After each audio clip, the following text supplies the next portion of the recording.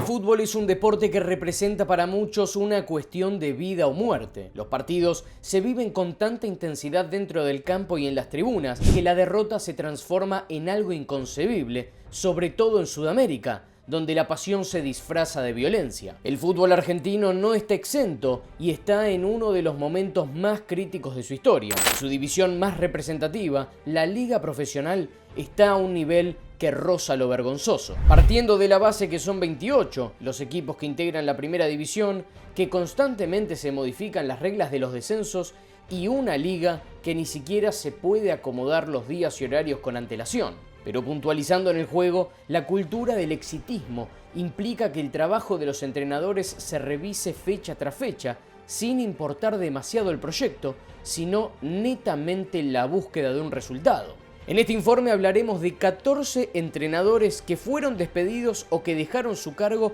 durante las primeras 20 fechas de la Liga Profesional del fútbol argentino. Del primero que hablaremos es de Marcelo Saralegui en Colón de Santa Fe.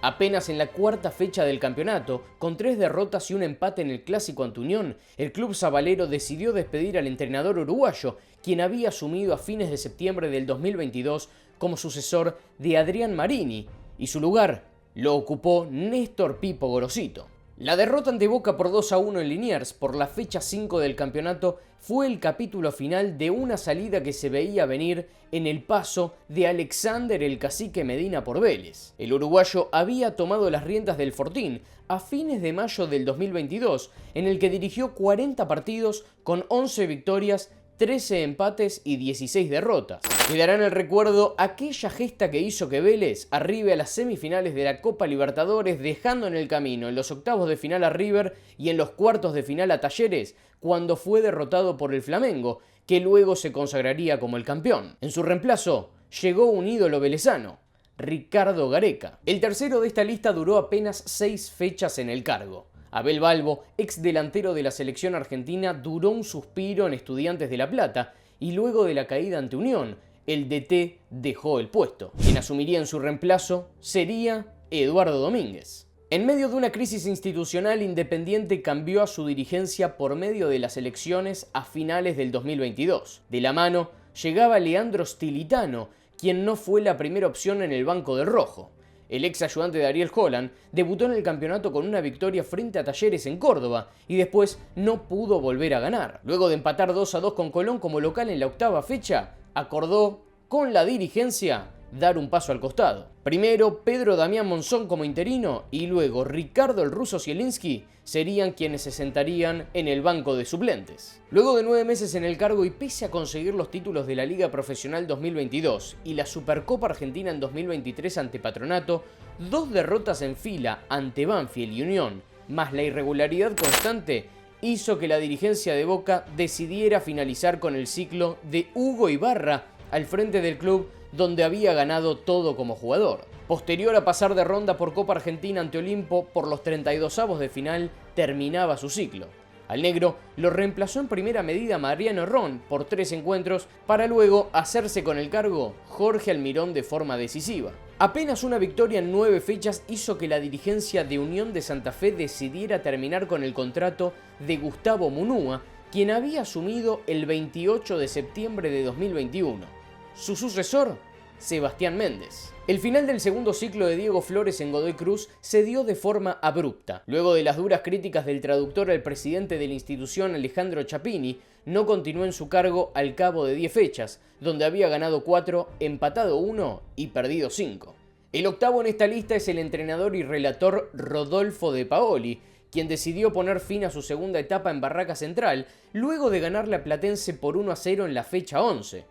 Había vuelto al club del Chiqui Tapia en agosto del 2022. En su primer ciclo, De Paoli había conseguido el ascenso en 2021 y solo pudo dirigir 3 partidos por aquel entonces en primera división. Sergio Rondina se puso al frente del Guapo. Después de un gran comienzo de año, en el que estuvo invicto durante los primeros 10 partidos, con 5 victorias y 5 empates, el Huracán de Dabove entró en una pésima racha. Desde el 12 de marzo acumuló 2 triunfos, 2 empates y 9 derrotas. El resultado negativo con Lanús por 1-0 en la fecha 15 fue el detonante para su salida. si bien lideraba el grupo B de la Copa Sudamericana. La partida de Javier Sanguinetti de Banfield el 7 de mayo no fue sorpresiva, más allá de que es uno de los ídolos del taladro. Luego de 15 fechas en la que obtuvo 15 puntos, fue removido del cargo. En su segunda etapa como entrenador de la institución, dirigió 20 partidos con un saldo de 4 victorias, 7 empates y 9 derrotas, consumando un 33% de efectividad.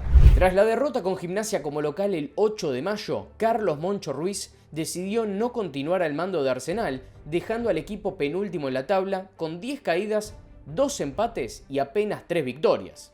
En su reemplazo llegó Federico Vilar, quien fechas más tarde vencería a Boca 1-0. La derrota por 4-1 ante Rosario Central por la fecha 18 fue el detonante para que Lucas Bobaglio deje de ser el entrenador de instituto.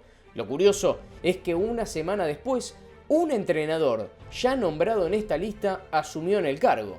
Sí, el ex Huracán, Diego Dabove. La vuelta del Tigre Gareca Vélez no se dio como se esperaba.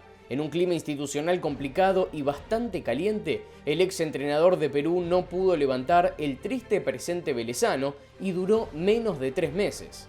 Después de la derrota por 2-0 frente a Belgrano el 3 de junio por la fecha 19, dio un paso al costado. Diego Martínez tuvo un ciclo bastante respetable al frente de Tigre, incluso sonando para hacerse cargo de Boca tras la salida del Negro Ibarra, pero en el último campeonato los resultados le dieron vuelta a la cara. Luego de la derrota ante Platense, decidió ponerle punto final a su ciclo en el Matador en la fecha 20.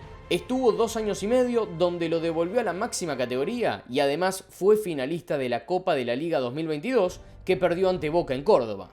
¿Se acabará en algún momento la histeria en el fútbol argentino? ¿Podremos ver ciclos como el de Marcelo Gallardo en River que sigan más allá de la obtención o no de títulos? ¿Buscarán los clubes dejar el exitismo de lado para empezar a plantearse proyectos a largo plazo?